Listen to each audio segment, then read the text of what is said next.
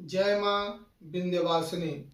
मैं आज से आप लोगों को अमृत रूपी श्रीमद् देवी भागवत सुनाने का एक विनम्र प्रयास कर रहा हूँ। यदि आप लोगों को अच्छा लगे तो और भक्तजनों को साझा करने का प्रयास करें। जय माँ विंध्यवासिनी।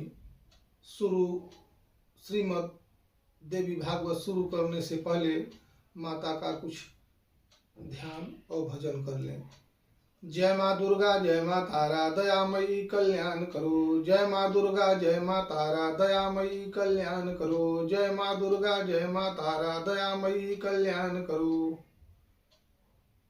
ओम विद्युद्दाम समुप्रभाम मृगपति स्कंधस्थाम भीषणाम कन्याभि करवाल केटविलसतधस्था विराशय विदाम हस्तै चक्रगदाशिखेट विश्राश्यापं गुणं तर्जनीं बेभ्राणां मल्लात्मिकां शशधरां दुर्गां त्रिनेत्रां भजे विन्ध्यष्ठां विन्ध्यनिलयां विन्ध्यपर्वतवासिनीं योगिनीं योगमायां त्वां चण्डिकां प्रणमाम्यहं। जय माँ विंध्यवासिनी।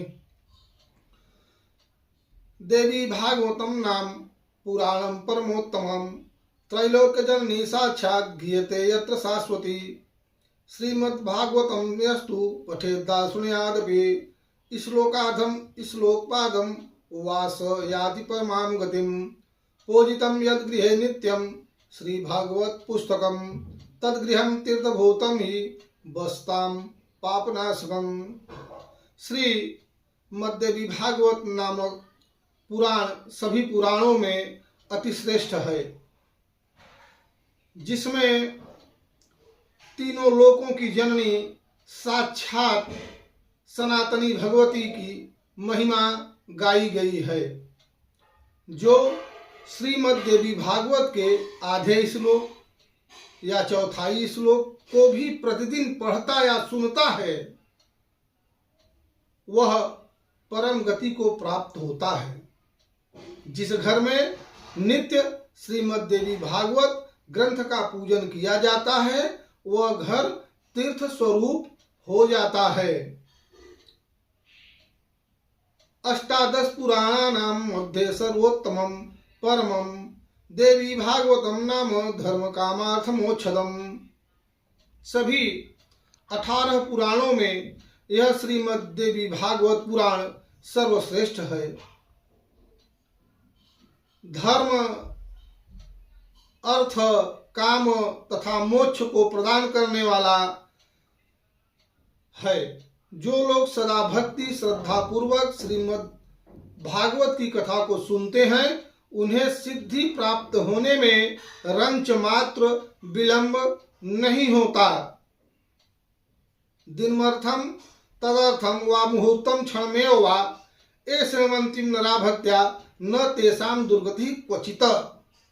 कहते हैं कि पूरे दिन के आधे समय तक, चौथाई समय तक, मुहूर्त भर अथवा एक क्षण भर जो लोग भक्ति पूर्वक इस कथा का श्रवण करते हैं, उनकी कभी भी दुर्गति नहीं होती।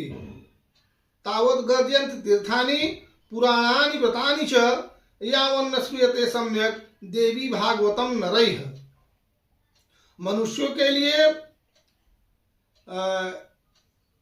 सभी तीर्थ पुराण और व्रत अपनी श्रेष्ठता का वर्णन करते हुए तभी तक गर्जना करते हैं जब तक मनुष्य श्रीमद् देवी भागवत का सम्यक रूप से श्रवण नहीं कर लेते। तावत् पापाटवीनां क्लेशदा दभ्रकंटका यावन्न परुष प्राप्तो देवी भागवताभिधः। मनुष्यों के लिए पाप रूपी अरण्य तभी तक दुखप्रद एवं कंटकमय रहता है जब तक श्रीमद् देवी भागवत रूपी परस उपलब्ध नहीं हो जाता। इदं खिल कथानां सारभूतं पुराणं निखिल निगम तुल्यं संप्रमाणानु विध्वं पठति परम भावाद्यः शृणोति भक्त्या स भवति धनवान वै ज्ञानवान मानवोत्र।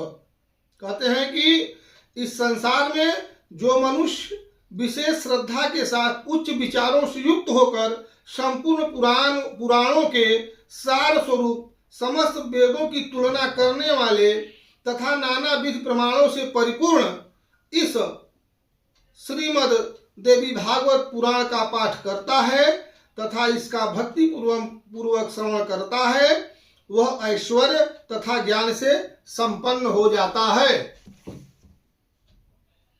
श्रुत्वै तत्तु महादेव्या पुराणम परमाद्भुतम कृतकृत्यो भवेन्मर्त्यो देव्या प्रियतमो हि सः। महर्षि व्यास ने राजा जनमेजय से कहा, महादेवी का यह परम अद्भुत पुराण सुनकर मनुष्य कृतकृत्य हो जाता है और वह भगवती का प्रियतम हो जाता है। हे नृपश्रेष्ठ, मूल प्रकृत रैरेखा यत तु प्रतिपाद्यते समं तेन पुराणम स्यात् कथमन्यन् नृपोत्तमा। नृपश्रेष्ठ, जिस देवी भागवत में साक्षात मूल प्रकृति का प्रतिपादन किया गया हो, उसके समान अन्य कोई पुराण भला कैसे हो सकता है। हे जन्मेजय, जिस भागवत पुराण का पाठ करने से वेद पाठ के समान पुण्य प्राप्त होता है, उसका पाठ श्रेष्ठ विद्वानों को प्रयत्न पूर्वक करना चाहिए। अपुत्रो लभते पुत्रान धनार्थी धनमाप्नुयात् विद्यार्थी प्राप्नुयाम विद्याम कीर्तिमंडित भूतलः। बंध्या वा काकबंध्या वा मृतबंध्या चयांगना श्रवणादस्य तद दोषान निर्वर्तेत न संशयः।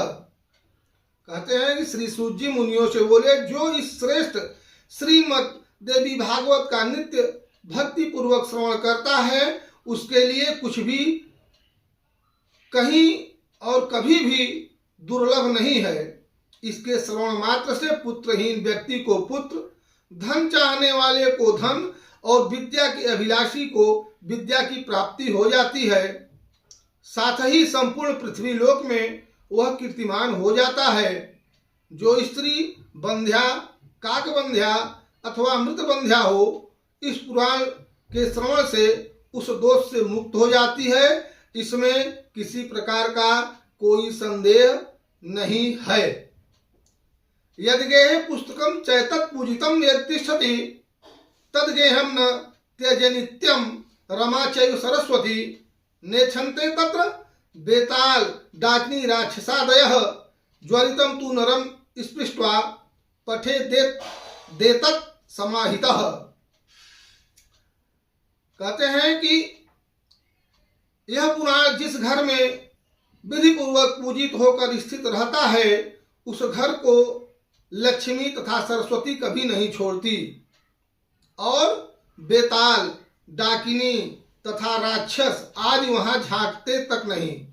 यदि ज्वरग्रस्त मनुष्य को स्पर्श करके एकाग्रचित्त होकर इस पुराण का पाठ किया जाए तो दाहक ज्वर उसके मंडल को छोड़कर भाग जाता है।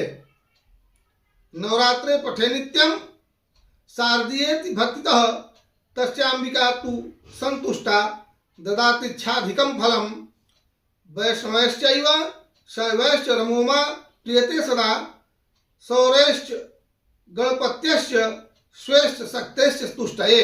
वर्धितव्यं प्रयत्नेन नवरात्र चतुष्टये वैदिकैर् निज गायत्री प्रियते नित्यशो भूने।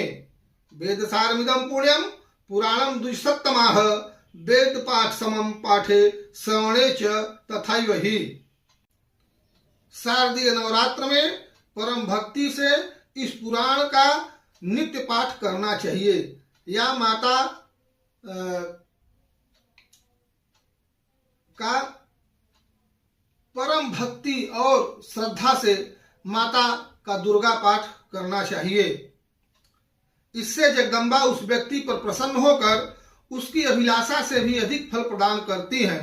वैष्णव, शैव, सौर तथा गणपत्य जनों को अपने अपने इष्ट देव की शक्ति की संतुष्टि के लिए चैत्र, आषाढ़, अश्विन और माघ, इन मासों के चारों नवरात्र में इस पुराण का या माता के पाठ का प्रयत्न पूर्वक पाठ करना चाहिए। इससे रमा, उमा आदि शक्तियां उस पर सदा प्रसन्न रहती हैं। हे मुने, इस प्रकार वैदिकों को भी अपनी गायत्री की प्रसन्नता के लिए इसका नित्य पाठ करना चाहिए। हे श्रेष्ठ मुनियों, यह पुराण परम पवित्र तथा वेदों का सार स्वरूप है। इसके पढ़ने तथा सुनने से वेद पाठ के समान फल प्राप्त होता है। आज हम यहाँ पर देवी भागवत, श्रीमद् देवी भागवत का जो है पाठ पूरा करते हैं। कल अर्ध श्लोकी देवी भागवत के बारे में बताएंगे। जय माँ दुर्गा, जय माँ तारा, दयामयी कल्याण करो। जय माँ दुर्गा, जय माँ तारा, दयामयी कल्याण करो। जय माँ दुर्गा, जय माँ तारा, दयामयी कल्याण करो। सभी भक्तजनों से यह हमारी विनम्र विनती है कि सुनने से पहले तथा सुनने के बाद जय माँ दुर्गा, जय माँ तारा, दयामयी इस महामंत्र को स्मरण करना चाहिए। इसके करने से सभी कष्ट से मुक्ति मिल जाती है। सभी भक्तजनों की माता अभिलाषा पूर्ण करें। सभी भक्तजन सुखी, समृद्धि और निरोगी रहें। जय माँ विंध्यवासिनी।